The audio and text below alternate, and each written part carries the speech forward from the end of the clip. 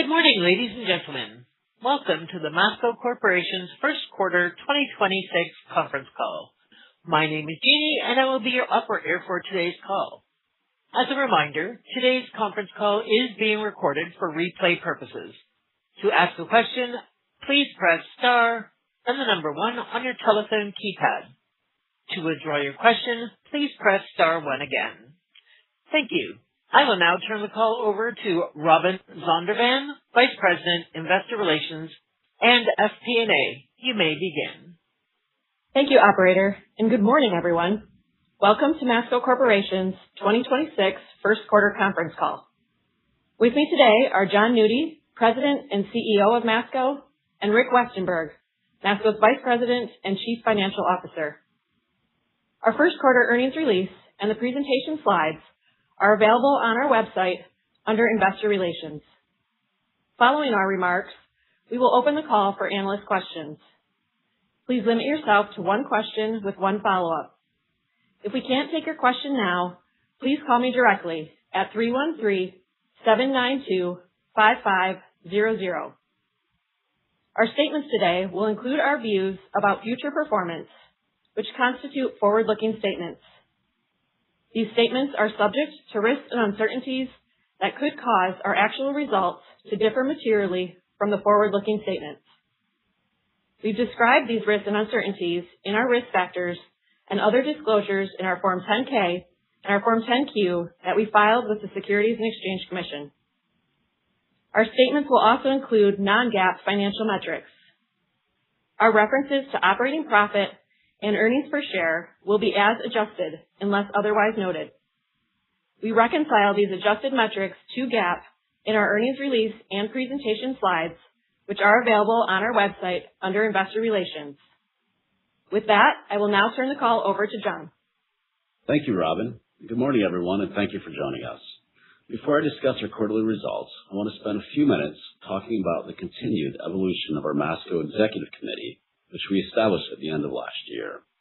Jay Shaw, Group President, Plumbing and Wellness, and Rick Marshall, Vice President of Masco Operating System, recently announced their intent to retire from Masco later this summer. I'd like to thank both Jay and Rick for their leadership and their important contributions to both our business and our culture. With Jay's retirement, we've taken steps to further streamline our organization.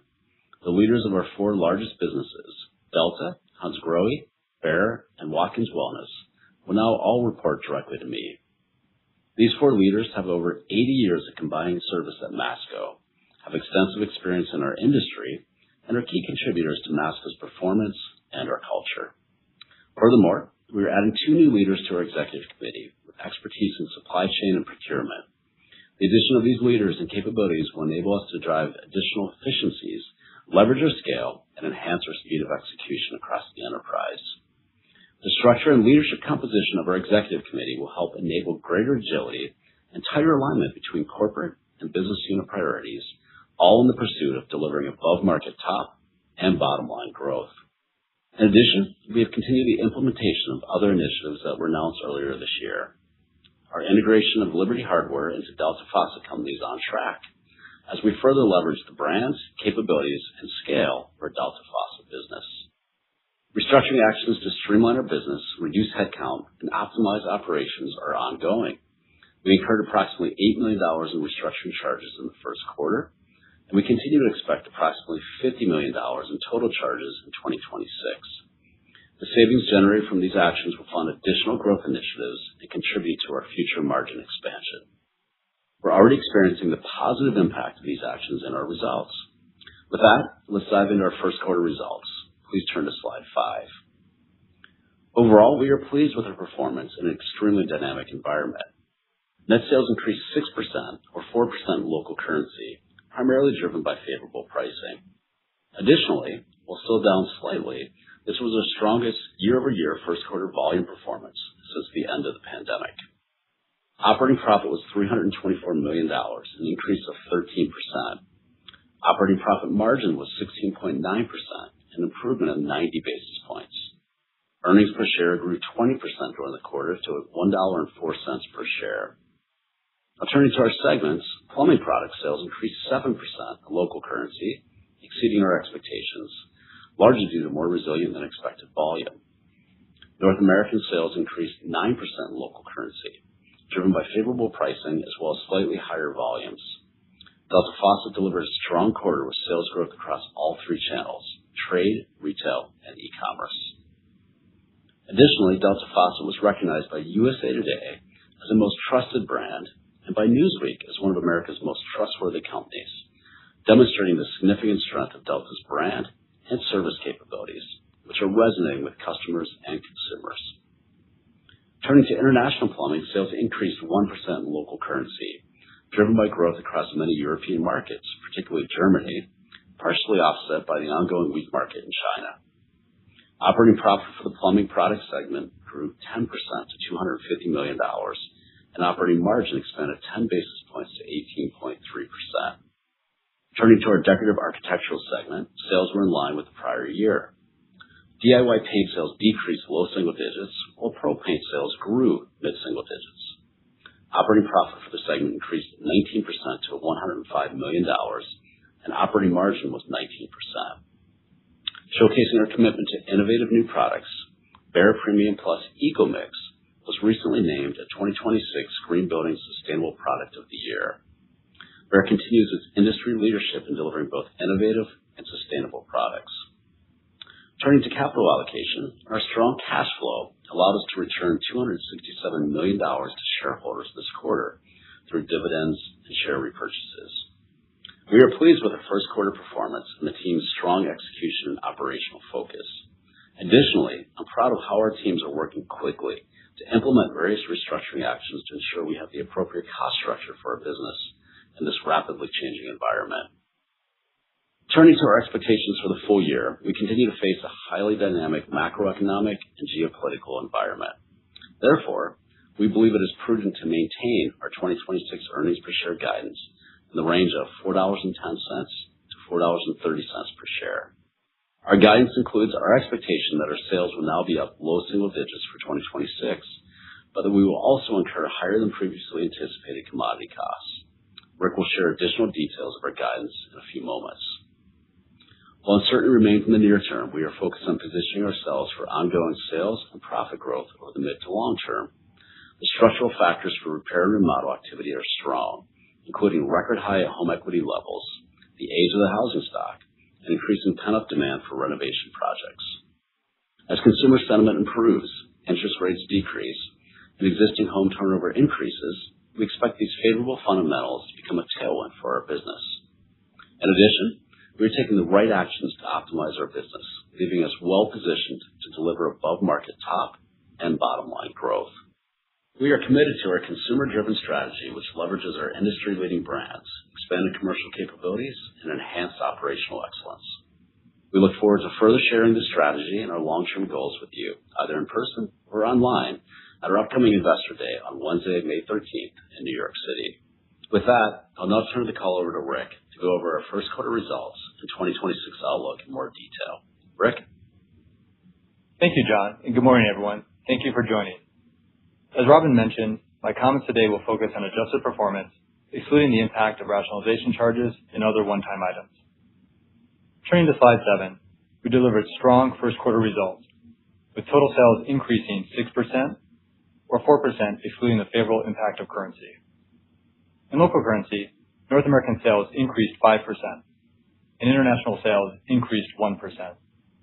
Gross margin expanded 10 basis points to 36% in the quarter. SG&A as a percent of sales was 19.1%, 80 basis points lower than the prior year. Operating profit grew 13% to $324 million in the quarter, and our margin expanded 90 basis points to 16.9%. Operating profit was driven by pricing actions and cost savings initiatives, partially offset by higher tariff and commodity costs. Our EPS grew 20% to $1.04 per share in the quarter. Turning to slide 8, plumbing sales increased 9% in the first quarter, or 7% excluding the favorable impact of currency. While this growth was primarily driven by pricing actions, which increased sales by 6%, our performance was better than expected, driven by volume, which was up slightly in the quarter. In local currency, North American plumbing sales increased 9% in the quarter. This performance was primarily driven by strong growth in our Delta Faucet and Walk-In Wellness businesses. In local currency, international plumbing sales increased 1% in the quarter. Hansgrohe grew in many of its European markets, including its key market of Germany. This growth was partially offset by softness in China and other smaller markets.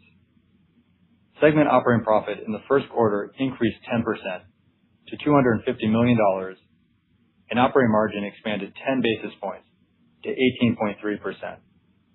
Operating profit was driven by pricing actions and cost savings initiatives, partially offset by higher tariff and commodity costs. Turning to slide 9, decorative architectural sales were in line with the prior year. This performance was driven by mid-single-digit growth in our pro paint sales, offset by a low single-digit decrease in our DIY paint sales. These results were largely in line with our expectations, and we continue to anticipate full-year pro paint sales to increase mid-single digits and for DIY paint sales to decrease mid-single digits. Operating profit in the first quarter was $105 million. Growth versus the prior year was primarily driven by cost savings initiatives, which are inclusive of benefits from our recent restructuring actions, as well as increased pricing. This was partially offset by higher commodity costs. Operating margin was 19% in the quarter and reflects the benefits of our Liberty Hardware business now being reported in our plumbing segment. This was coupled with a more normalized first quarter for our paint business as we lapped the inventory timing dynamic that unfavorably impacted the first quarter of last year. Turn to slide 10. Our balance sheet remains strong with gross debt to EBITDA at 2.1 times at quarter end. We finished the quarter with $1.3 billion of liquidity, including cash and availability under our revolving credit facility. Working capital was 19.5% of sales at quarter end. As expected, working capital balances in the first half of the year remain elevated versus the prior year due to the timing of when tariffs were implemented. However, we continue to anticipate working capital as a percent of sales will be approximately 16.5% at the end of the year. Our strong cash performance enabled us to return $267 million to shareholders through dividends and share repurchases, including the repurchase of $202 million of stock in the first quarter. Additionally, based on the strength of our balance sheet and confidence in our future performance, we recently entered into a 2-year delayed draw term loan of up to $500 million. We plan to utilize the available funds under this facility to opportunistically repurchase our shares. As a result, we now expect to deploy at least $800 million towards share repurchases or acquisitions in 2026, up from our previous expectation of approximately $600 million. Now let's turn to slide 11 and review our outlook for 2026. While we are pleased with our strong results in the first quarter, there remains a high degree of uncertainty in the macroeconomic and geopolitical environment. As a result, we are largely maintaining our full-year outlook. For Masco overall, we expect 2026 sales to be up low single digits versus our previous guide of flat to up low single digits. And we continue to expect our margins to expand to approximately 17%. Regarding cadence for the year, given the timing of tariff impacts, which largely impacted the results in the second half of last year, we anticipate total Masco margin to be relatively flat in the first half of the year versus our previous guide of margin contraction, and to expand in the second half of the year as we lap the tariff impact and as our mitigation actions continue to take hold. As it relates to tariffs, on our prior earnings call, we estimated the total cost impact from incremental tariffs to be approximately $200 million before mitigation this year. Given the recent ruling on IEEPA tariffs, the implementation of temporary Section 122 tariffs, and changes to how Section 232 tariffs on steel, aluminum, and copper are applied, we do anticipate the impact of these tariff changes before mitigation to be favorable.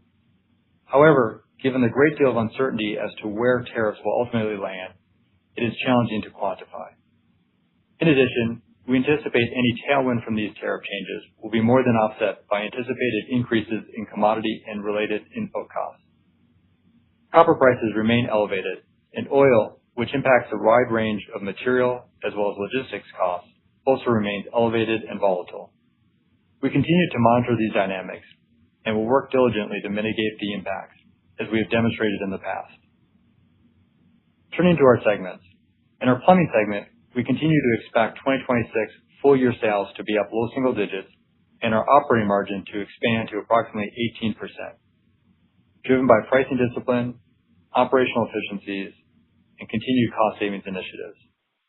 In our decorative architectural segment, we continue to expect 2026 sales to be roughly flat with the prior year, and our operating margin to be approximately 19%, with a continued focus on cost savings initiatives.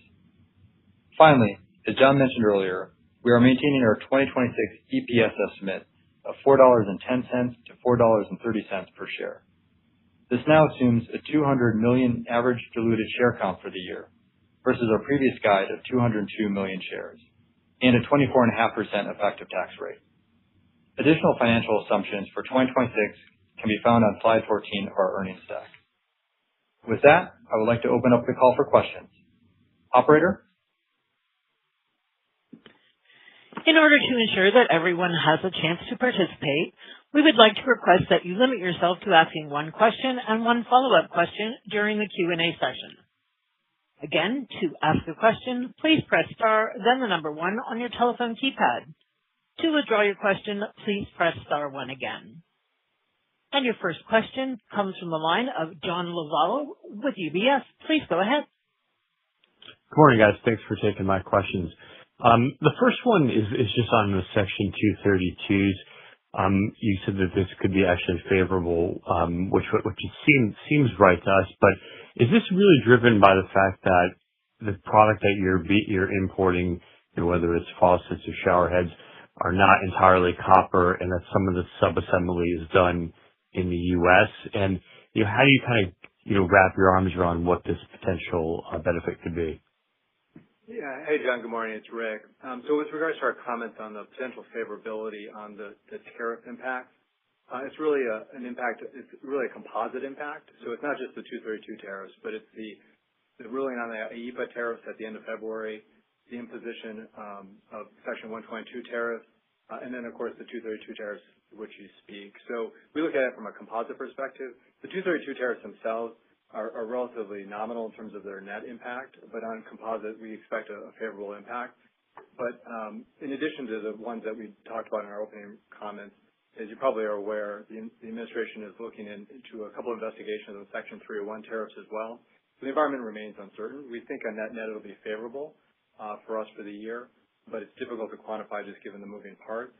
And as we also mentioned, we think any favorability will likely be offset by elevated commodity costs, as we talked about.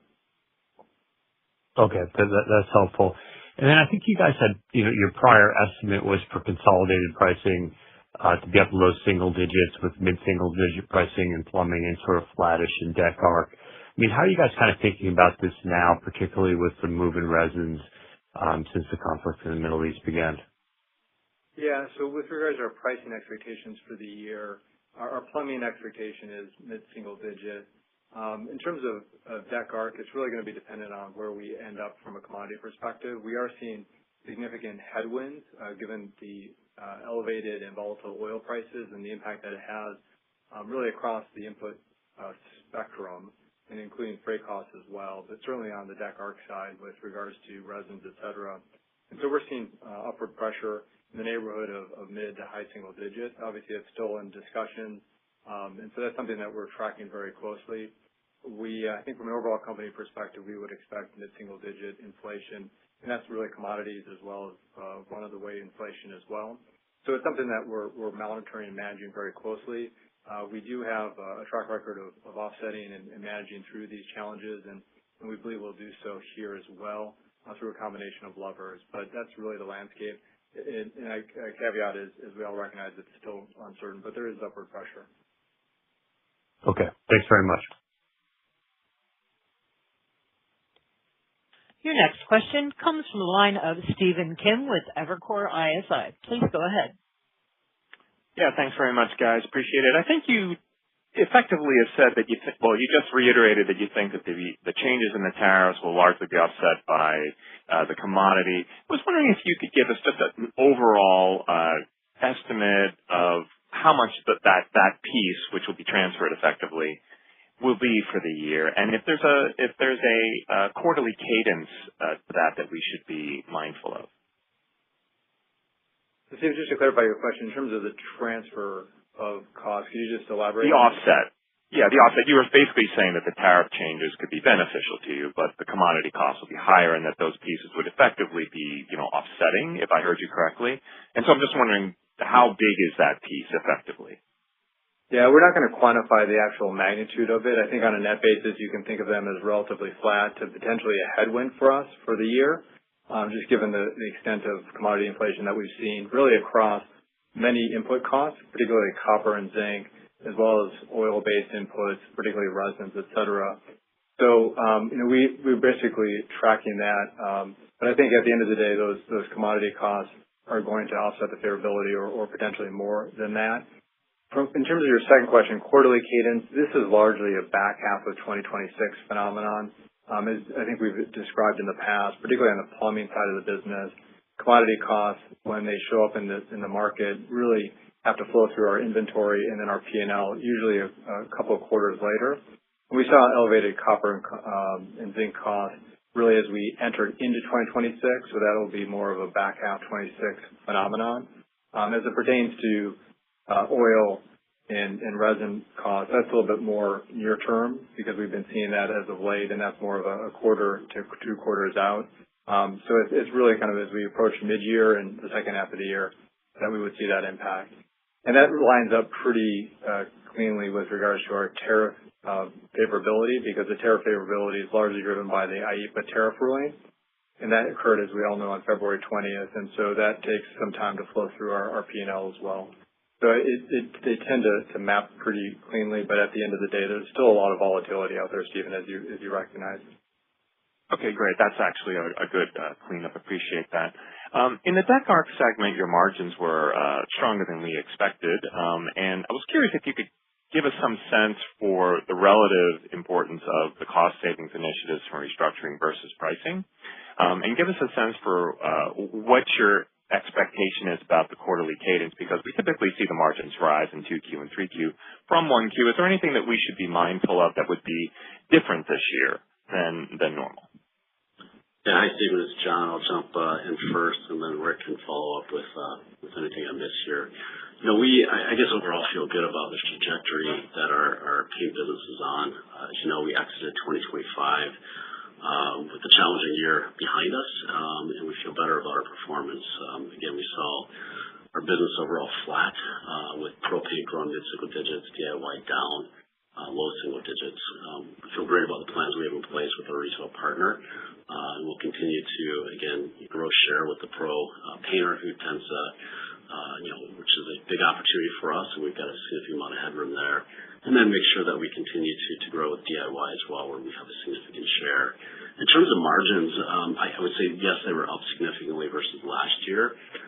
They were much more, normalized versus a typical Q1, though. We had an easy comp this year versus Q1 of last year. And we feel good about our ability to continue to manage our margins and move forward. I would say our restructuring actions are paying off, and particularly in our Behr business, as we've taken significant steps to really streamline our cost structure and allow us to compete in a market that hasn't been growing the way that we'd like overall. I'll let Rick answer the question just about quarterly cadence, but hopefully that gives you a good perspective. Yeah, Stephen. So with regards to John's comments were spot on in terms of the implications on Q1. I would just reinforce that the performance in Q1 was driven really based off of cost reduction actions that were in our control, including the restructuring actions that John alluded to.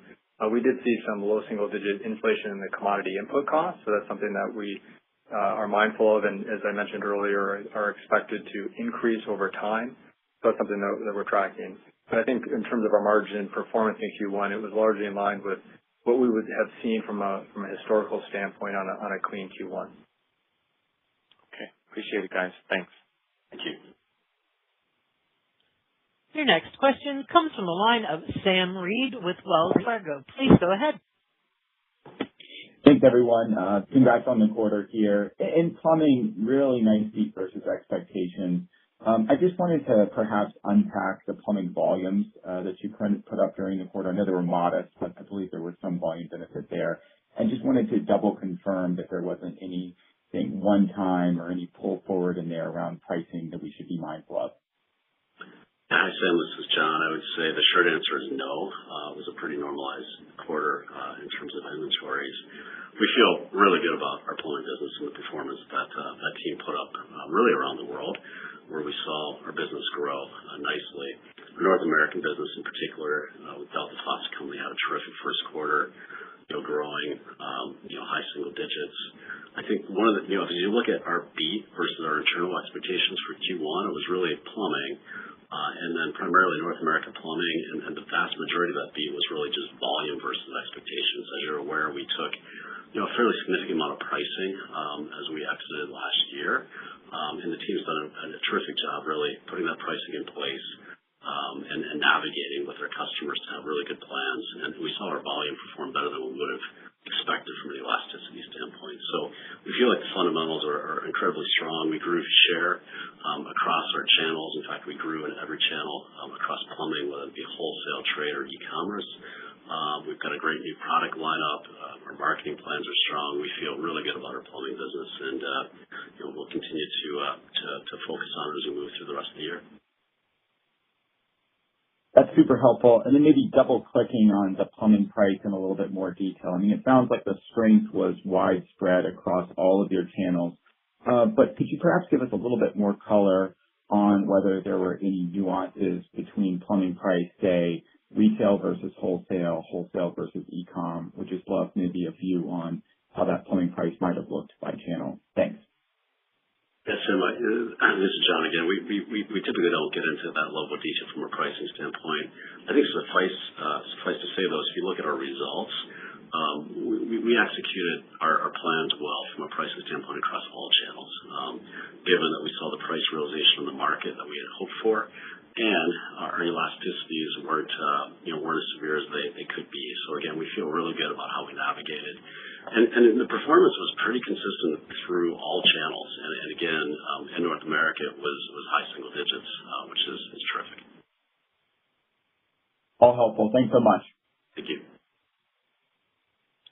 Your next question comes from the line of Matthew Bouley with Barclays. Please go ahead.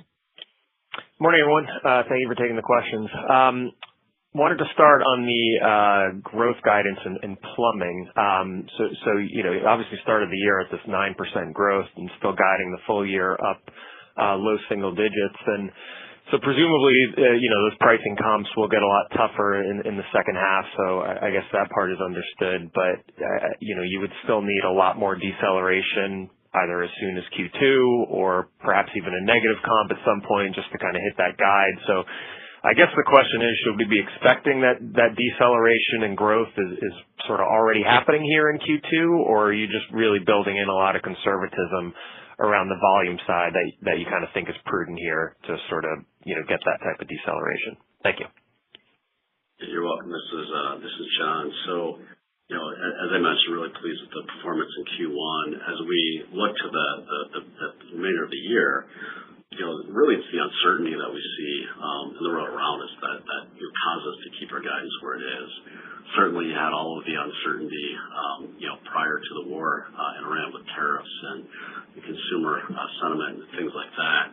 And then obviously the war adds a whole other level of uncertainty. So we're looking at two things very closely. One, the demand environment and how are consumers purchasing across our markets.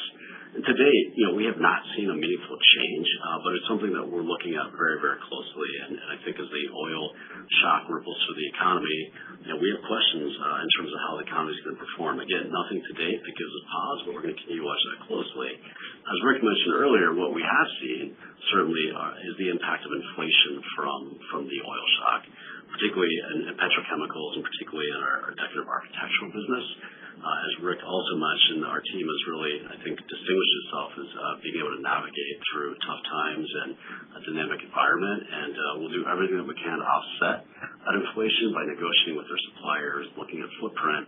But ultimately, if we have to take price, we'll work to do that in a very efficient, effective way.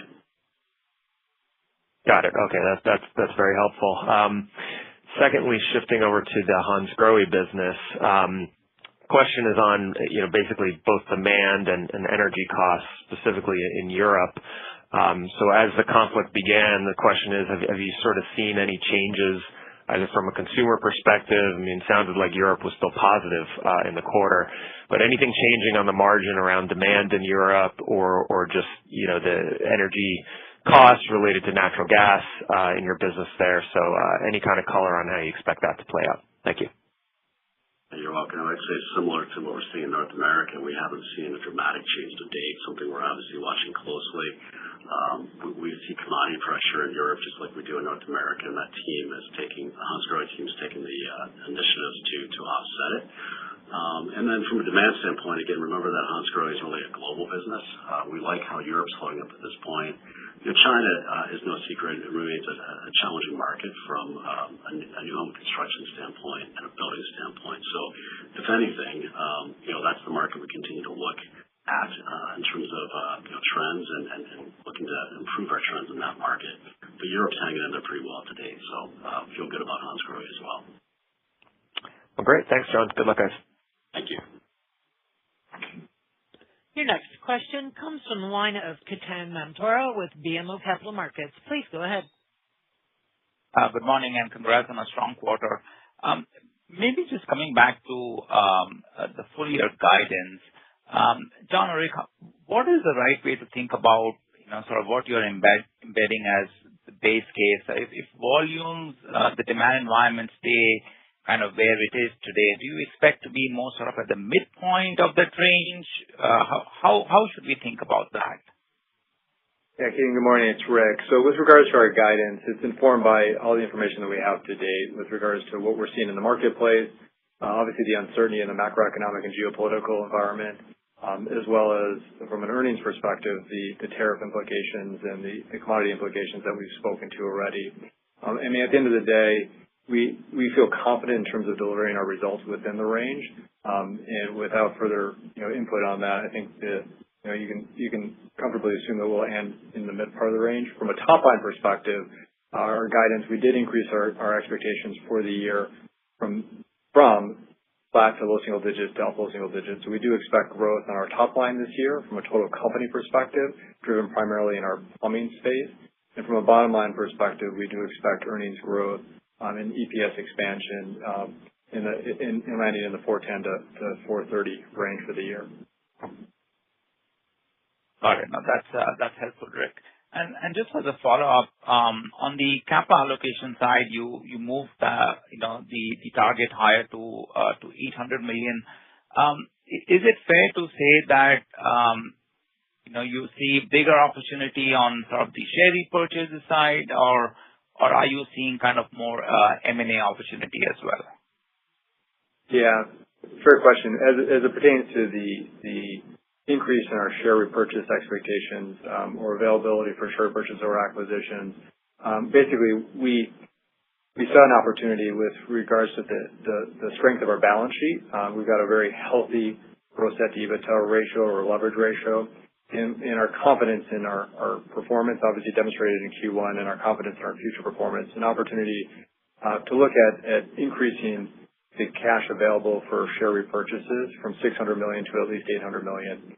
To enable to do that, we entered into, as I mentioned in my opening comments, a delayed draw term loan facility to enable that. So it's really going to be opportunistic. We like the flexibility that offers, and we like the opportunity in terms of the valuation that we're at today to be able to be opportunistic and leverage that. And so we'll keep providing updates as we progress on each quarter. But right now we do expect an increase in share repurchases from $600 million to $800 million plus, absent any M&A at this point.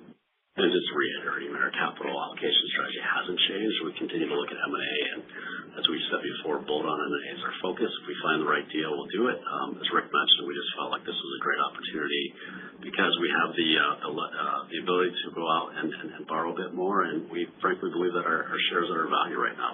We believe that we're performing well, and we think we can continue as we move into the future as well. Perfect. That's very helpful. I'll turn it over. Good luck. Thank you. Thank you. Your next question comes from the line of Mike Dahl with RBC Capital Markets. Please go ahead.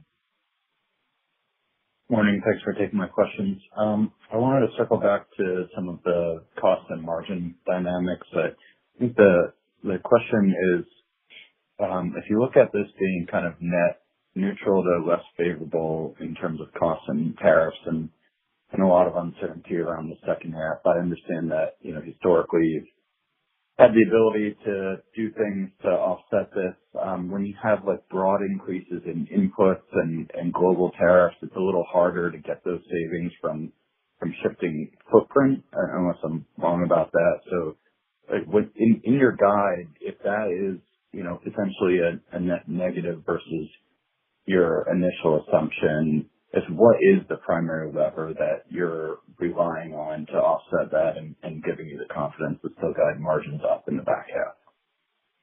Yeah, Mike, good morning. It's Rick. So your understanding of the playing field is accurate in terms of our read of the fact that commodity and input costs are likely to be a headwind that exceeds the favorability on tariffs. And as I mentioned earlier, it is more of a back half of the 2026 dynamic. In terms of the levers that we're looking at, it's really the same levers that we've been executing against already. So footprint, in terms of sourcing footprint, is still a lever that we're pulling, and that is really on track in terms of helping to mitigate the tariff impacts that we still are encountering. But it's also cost reduction. We've really executed well in terms of our cost savings initiative. And of course, the restructuring that we announced in our February call, and John alluded to earlier in his opening comments, that is really taking hold. And so that is amplifying our cost savings initiatives, and we're streamlining the business, reducing headcount, and optimizing operations. And so that's a huge lever for us, and we're going to continue to do that. And then pricing, obviously, we've been really effective at our execution on pricing, and although much of the pricing actions that we've been pursuing are implemented, there's still a lever that we're looking at selectively as we proceed during the course of the year. So I would say overall, Mike, the levers remain the same, and we're going to continue to execute like we've done in the past. And we believe that the mitigation actions that we are executing and we intend to execute through the course of the year will be sufficient to allow us to mitigate the headwinds and allow us to deliver results confidently within the guidance range that we provided. Okay, great. Thanks for that, Rick. That's helpful. But then shifting gears and back to I guess part of this might tie back to the capital allocation. I did note that in your queue, you have a little bit of commentary about the potential to seek relief or refunds from previously paid tariffs, but that nothing has currently been done or contemplated. What can you articulate about, your strategy in terms of seeking refunds, and does that tie in at all to kind of the expanded buyback guide, where if you do get some refunds, your inclination would be to return that back to shareholders, or how would you frame that? And Mike, this is John. I would say we think the refund process still has a lot of uncertainty in it. Until if and when we get refunds, we'll obviously report what they might be and how we might handle them. But we are not banking on refunds, and it didn't really play any kind of role in our decision to take on the incremental debt that we talked about. So again, what we're doing, we're taking the steps necessary to protect our shareholders, and at the same time, it's still highly uncertain. So when we have something to report, we'll certainly do that. Understood. Thanks, John. Thank you. Your next question comes from the line of Trevor Allinson with Wolfe Research. Please go ahead. Hi, good morning. Thank you for taking my questions. I wanted to follow up on the restructuring actions. I think last quarter you guys had talked about those being bigger impacts to 27 and 28, but it sounds like you're seeing those come through this year as well and providing nice tailwinds. So can you size for us what sort of benefit you're getting from the restructuring actions here in 26, and then how much larger does that become as you move into 27 and 28? Yeah, Trevor, good morning. It's Rick. So with regards to the restructuring actions, we're really pleased with the execution, both the true execution and the timing of our restructuring actions. we disclosed we incurred about $8 million in Q1. We had incurred several $1 million in Q4 of last year, and we expect $50 million of restructuring costs for the calendar year. And those are on track. And so we're starting to see those savings. We haven't quantified, nor do we intend to quantify the savings per se, because part of the savings are going to be redeployed in terms of growth initiatives, as well as helping us to expand our margins. And that's a contributing factor to our margin expansion this year. You're absolutely right. The restructuring actions are going to be executed over the course of 2026. And so we'll see more of a full year benefit as we move into 27, into 28. But we're going to be, managing those cost savings and leveraging those to, as I mentioned, to drive growth, as well as managing our margin expansion. Okay, thanks for that, Rick. And then, second question maybe is related to that then. I mean, you guys have made some changes in your incentive comp structure recently. Looks like you're being more focused on growth than you've been in the past. Can you talk about that change, why you made the adjustment, and does that imply some shifting priorities for you guys in terms of growth moving forward? Yeah, sure. This is John. Maybe I'll jump in. So as I joined Masco last summer, it was clear to me Masco was a high-performing company. As I wanted to do a listening tour and talk to a lot of key constituents, the one thing I heard is that there's likely an opportunity for us to drive our top line a bit faster. Don't take the focus off of margins, don't take the focus off of cash flow. The company's done a great job on that. But if you can continue to deliver the bottom line and grow a little bit faster, it's probably a benefit to everyone. So we've been focused on doing just that. We're taking actions across the board, including the structuring of our executive committee to bring some external expertise in areas that we believe that we can benefit, see some additional savings. We're standing up centers of excellence around things like digital marketing and e-commerce, commercial excellence, all in the pursuit of helping to not only grow the bottom line, but also grow our top line a bit more quickly. And then certainly, incentive is important. So we did make a change to, change the weight in terms of how we incent our teams. And I would say profit's still the largest percentage of the pie. We just balanced it out a little bit to make sure that we have the appropriate focus on top line as well. So I'm really pleased with the progress we're making. I'm pleased that we were able to grow the way we did in Q1. And again, our goal over time is to be able to do that consistently. Thank you for all the color. Good luck moving forward. Thank you, Trevor. Your next question comes from the line of Adam Baumgarten with Vertical Research Partners. Please go ahead. Hey, everyone. Good morning. Nice quarter. I guess just on the margin piece, you talked about first half margins now being flattish year-over-year, which would still imply some margin pressure in 2Q. Do you expect both segments to see margin pressure next quarter? Adam, good morning. It's Rick. So in terms of our margin expectations, you're right in terms of our updated guide for the first half of the year is flat margins. And given the fact that we had expanded margins in Q1, it does imply a margin contraction in Q2. I would just remind you that Q2 of 2025, so last year's quarter, we really weren't impacted by tariffs quite significantly at that point in time, and we had a very strong quarter with regards to 20% margin. So it's a challenging quarter from a year-over-year perspective. We do expect a very solid quarter in Q2 from a margin contraction perspective. I'm not going to comment on the segments per se, but overall we do expect some margin contraction, but we do expect to deliver a very strong quarter in Q2.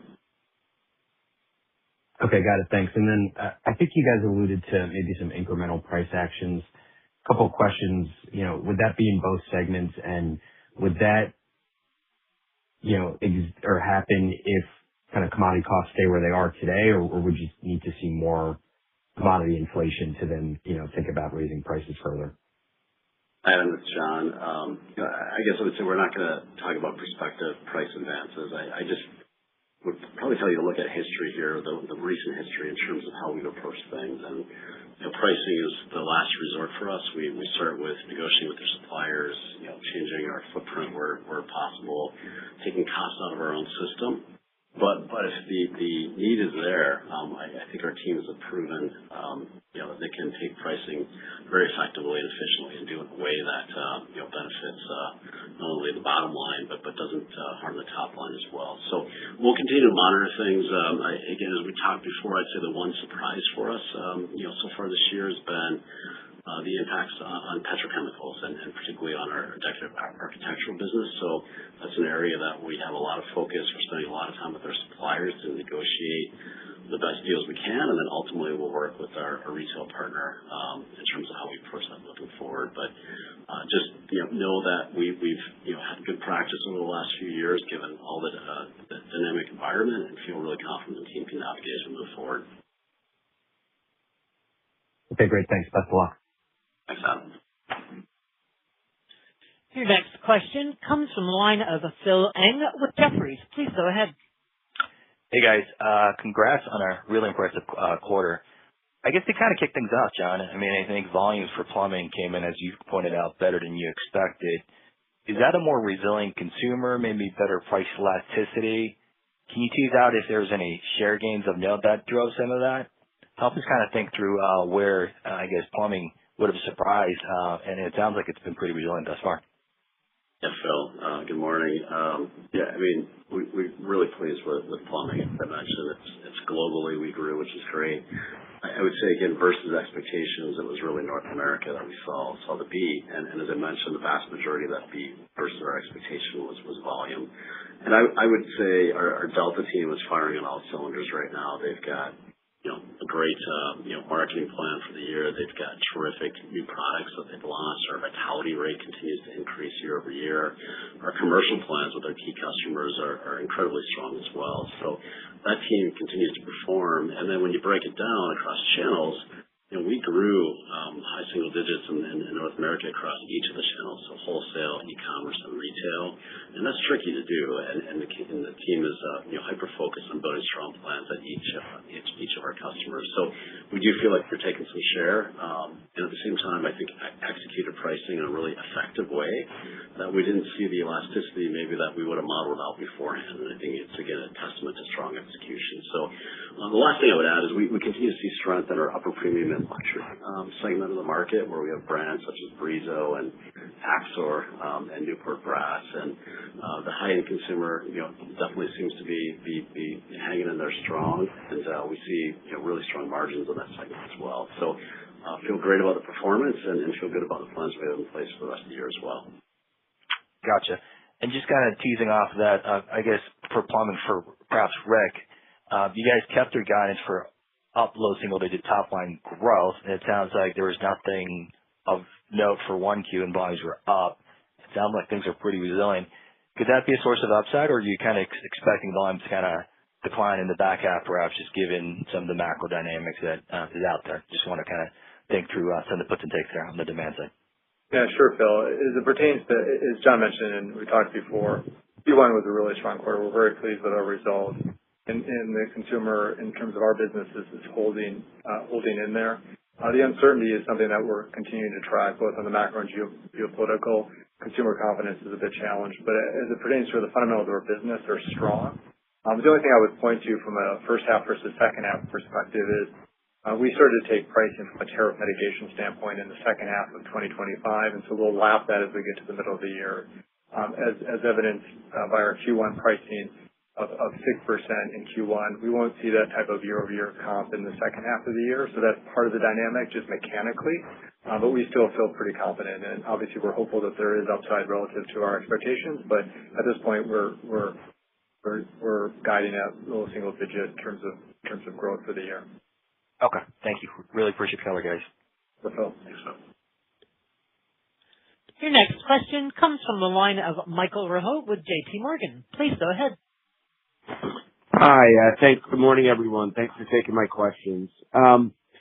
Wanted to shift the focus to decorative, and the sales were flat, still better than what we were looking for, down low single digits.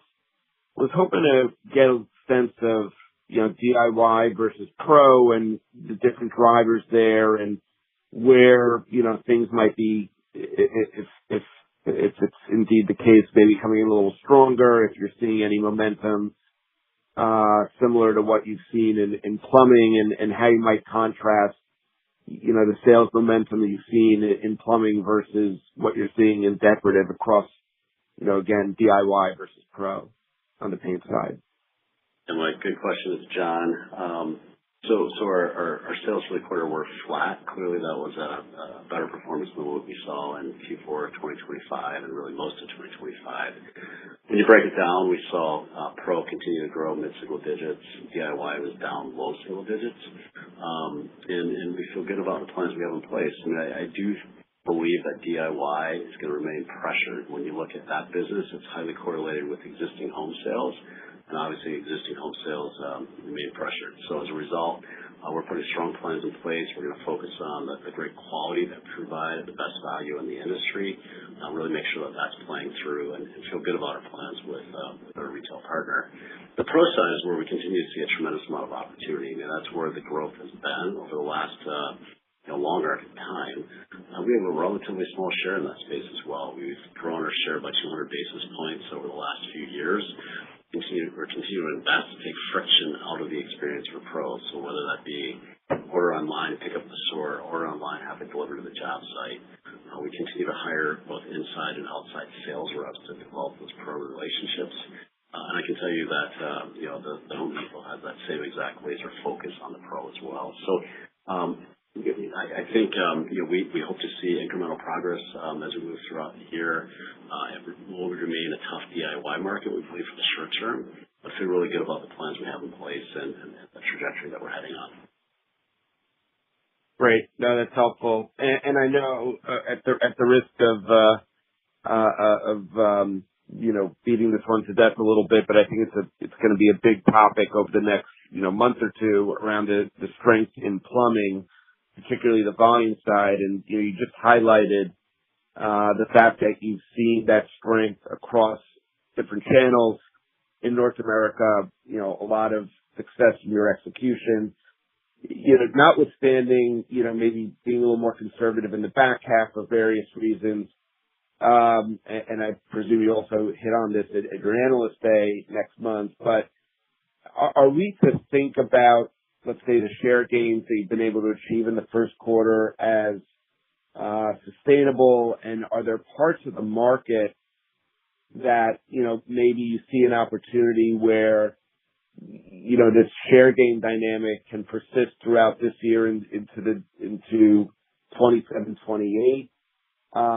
Just trying to get a sense of, the sustainability in the performance, and if there's anything that's shifted within the market, either on the customer side or some of your competitors out there that, lead you to believe that, that the share gain dynamic can persist let's say on a medium-term basis. And Mike, good question. I mean, as I mentioned, we feel terrific about what our team has delivered in Q1, particularly in North America. We don't take anything for granted. Our competitors are strong. There's good brands out there, and it's a dynamic environment. So we're going to keep playing our game, keep focused on building our brands, innovating, and then executing at a high level. And if we do that, we believe that we'll continue to be strong as we move forward. As I mentioned earlier, I mean, the big question mark for us is just what happens with the end consumer. And a couple months ago, we clearly talked about it being uncertain times and a lot of a dynamic environment. And obviously, since the conflict in the Middle East, it's taken it to a whole new level. So we believe that we're just being prudent in terms of, hey, let's wait and see what happens and how it plays out with consumers. And as we mentioned before, we are starting to see some inflation through. So if there's any caution, it's just that.